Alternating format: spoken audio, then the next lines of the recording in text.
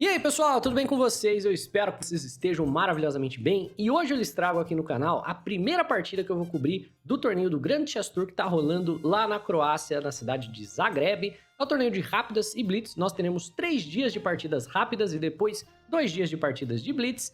E algo muito interessante já aconteceu hoje, que foi o primeiro dia do evento. Tá aparecendo aí na tela umas estatísticas, certo? Você tá vendo aí que Magnus Carlsen tem 70% de chance de alguma coisa, Firuja tem 11,8% de chance de alguma coisa, Caruana 10% e o Gukesh tá lá embaixo 0,3%. O que é isso?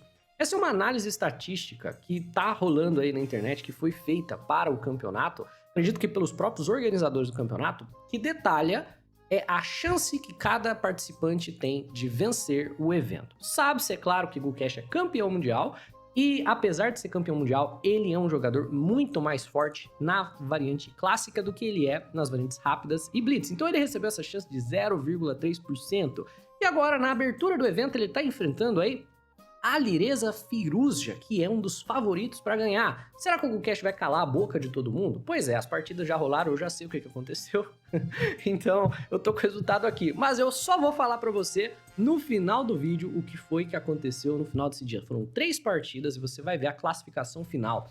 Fica até aí porque o torneio tá ficando bem interessante. Aproveita e deixa o like no vídeo. Sem mais delongas, vamos lá. Nós temos uma partida muito bacana. Aqui a partida é um ataque índio do rei. Então cavalo em F3, cavalo em F6, G3, G6, bispo G2 e bispo G7. Esse esqueminha de desenvolvimento é conhecido como o ataque índio do rei quando as brancas fazem e a defesa índio do rei quando as pretas fazem. No caso, começa como um ataque índio do rei simétrico e logo a gente vai transpor para uma defesa índio do rei, porque as brancas ocupam todo o centro do tabuleiro e o jogador de pretas dá o centro de bandeja para as brancas. Então depois de C4, roque, cavalo em C3 e D6, as brancas jogam D4 para desencorajar o E5, vem cavalo em D7 para forçar da mesma maneira, roque, E5 e E4, e através de uma transposição, nós estamos aqui na variante clássica da defesa índia do rei. Perdão, na variante do fianqueto da defesa índia do rei, né? Porque brancas fianquetaram o bispo para a casa de G2. Nessa posição, o Alireza Firuza toma na casa de D4, temos cavalo toma de volta, e você pode se perguntar, pô, mas não faz sentido para as pretas romperem a tensão no centro ali naquela posição, né? Por que pretas vão querer tomar?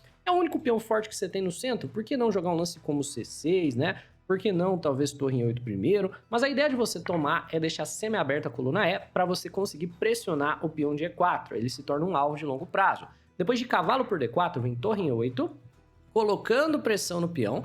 E o jogador de pretas tem várias outras maneiras de pressionar o peão, incluindo cavalo em C5, né? Eventual bispo G4 tende a ser incluído também. Se você jogar bispo em E3, algo como cavalo em G4, são todas ideias muito chatas, então o Gukesh joga esse profilático H3, e nós temos o cavalo em C5 pressionando o peão. Nessa posição, torre em 1 defende, peão em H6 por parte do Alireza é um lance, né, na mesma ideia dos profiláticos para parar bispo em G5, e aqui o Gukesh resolve logo essa questão do peão de E jogando F3. Esse F3 é um lance muito delicado para você jogar, mas você de fato mata o ataque do jogador de pretas ao ataque de E. Qual que é a questão? Você também cria um novo ponto de ataque, que é o seu rei. Você está mexendo peões na frente do rei, então o Firuza joga cavalo em H5, indo de imediato atrás do peão de G3, o cavalo volta defendendo o peão e bispo em E6 pressiona o peão da casa de C4.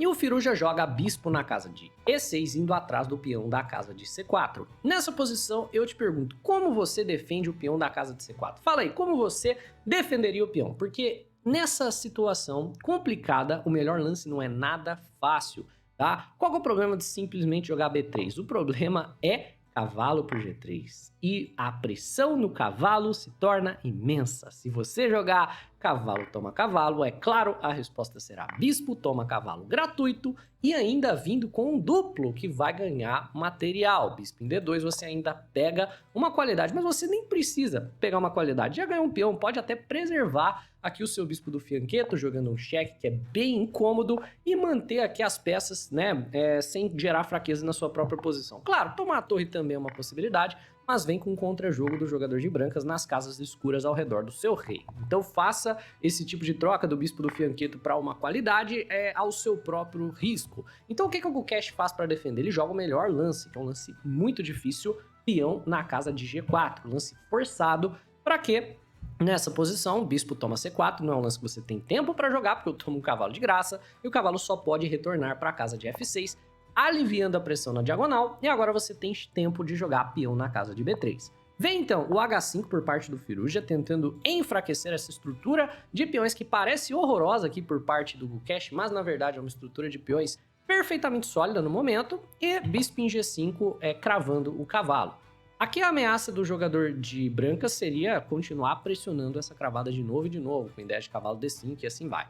Então as pretas querem resolver logo, jogam bispo em D7, pode parecer um lance meio inútil, mas libera a casa de E6 para o cavalo voltar e aliviar a pressão na cravada. Então, dama em D2, cavalo em E6, e aqui é claro você poderia trocar o bispo do fianqueto, bispo em H6, no entanto você tem que pensar que você também enfraqueceu as casas escuras ao redor do seu rei, então bispo em E3 é a escolha do Gukesh. Peão toma, o jogador de preta joga cavalo em H7, provavelmente querendo entrar com alguma das peças na casa de G5, e nessa posição, o Gukesh parece que segurou bem o ataque das pretas, e agora é a vez das brancas gerarem jogo e tentarem de uma maneira ou de outra explorar as vantagens que tem na posição. O Gukesh percebe uma coisa, opa, da mesma maneira que você abriu a coluna E, eu tenho a coluna D semi-aberta para mim. Esse é o ponto de pressão do jogador de brancas, então torre em D1 é um lance que parece não fazer nada além de tirar a torre da mira do bispo, mas você não poderia estar mais enganado. As brancas querem pressionar na coluna semi-aberta e você aí vai ver de maneira muito instrutiva como esse tipo de pressão acaba resultando em problemas. Preta joga um peão em A6, provavelmente um lance que prepara um B5 futuro, alguma coisa do gênero.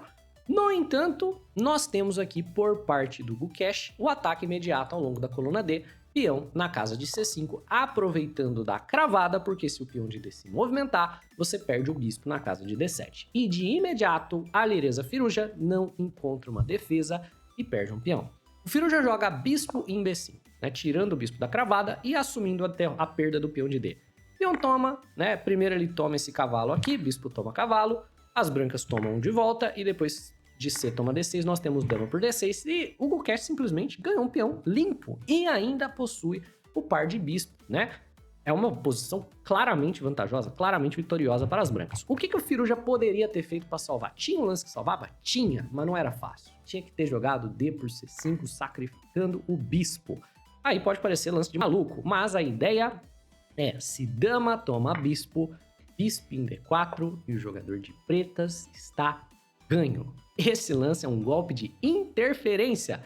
Interfere na defesa da torre a dama do jogador de brancas e gera uma ameaça de tomar o bispo com cheque. Claro, se você toma o bispo de bispo, você perde a dama limpa. Se você toma a dama, antes de retomar, o jogador de pretas vai tomar um bispo de graça por aqui, recuperando o material que você pegou lá na casa de D7.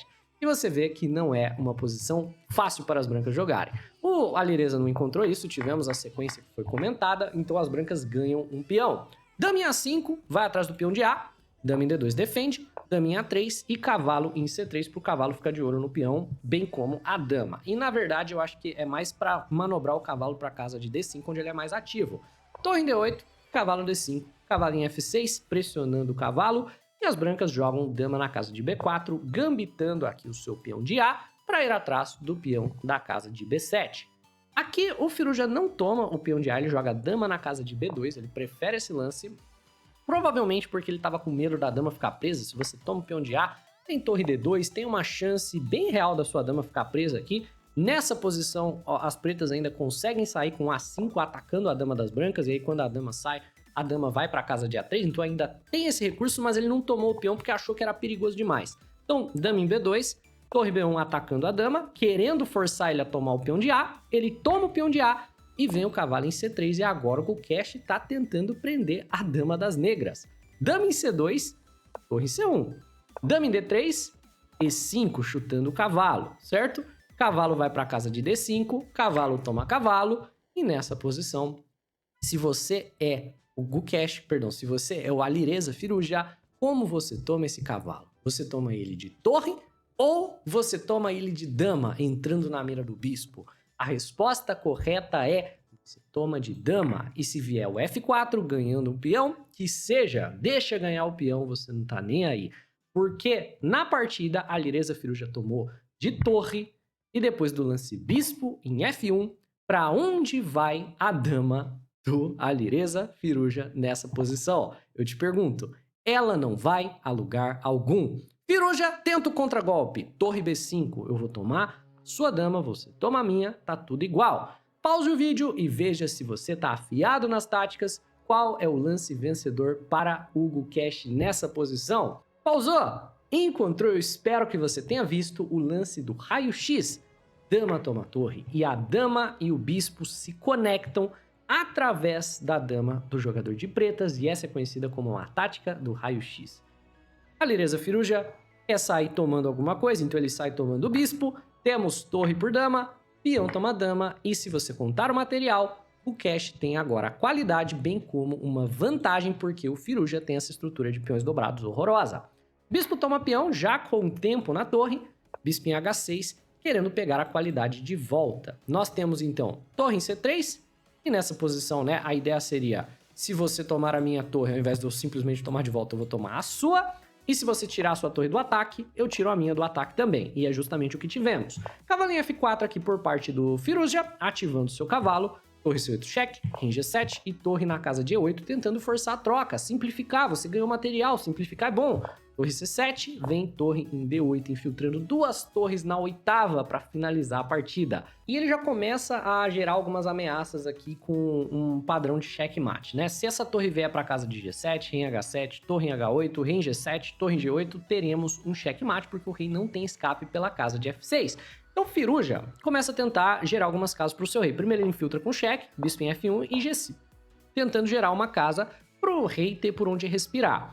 Nessa posição ainda não seria checkmate, né? Rei em H7, torre em H8. O rei não viria para a casa de G7, onde ele levaria o checkmate. Ele fugiria para a casa de G6, por isso que o G5 foi jogado naquela posição. E ele defenderia esse cheque colocando o bispo na frente, atacando a torre da casa de H8. Por consequência, depois do G5, o Gukesh ele vai, na verdade, fazer uma tentativa de manobrar o seu bispo para controlar essa diagonal, porque se ele conseguir tirar a casa de H7, ele vai conseguir armar um checkmate. Então ele joga rei em F2, saindo, na verdade, da cravada, certo? Vem torre em C3 e bispo em C4. Beleza, por hora não tá ameaçando entrar nessa diagonal, mas já é um começo. B5, torre G8 cheque, rei em H7, torre em H8, rei em G6 e bispo toma B5. Temos bispo em G7 pelas pretas, né? Torre em E8, tudo normal por aqui, e torre por peão de B. E nessa posição, torre em D6 força o rei para a casa de H7, bispo em C6 gera uma ameaça de entrar na casa de E4, e depois do bispo em E4, a outra torre vai vir para cá, e é impossível parar o checkmate, nós temos uma rede de checkmate.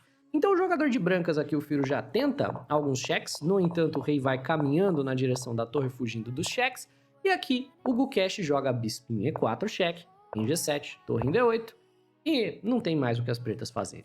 E aqui é impossível você parar o checkmate, porque todas as casas ao redor do seu rei estão controladas, então vai vir torre cheque e mate, não tem o que fazer. Portanto, nessa posição, depois de torre em A2 cheque em B5, a Lireza Firuja abandona a partida.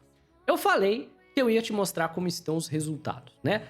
Nesse primeiro dia, muitas partidas foram jogadas, cada jogador jogou 3 partidas no total, e a maneira que a pontuação funciona nesse campeonato é a seguinte: cada vitória te dá 2 pontos, o empate te dá 1 ponto e a derrota, obviamente, não te dá nada. E essa é a classificação final. Nós temos Magnus Carlsen, Jan Christoph Duda, Wesley So e Gukesh, todos empatados no primeiro lugar, né? E o Gukesh foi cotado para estar lá no fim dessa lista aí, tendo um torneio horroroso. Vamos ficar de olho em qual será o desenvolvimento, mas eu achei uma história bem interessante. Eu espero que vocês tenham curtido esse vídeo. Se sim, deixa o like, se inscreve no canal. Um abraço e até a próxima.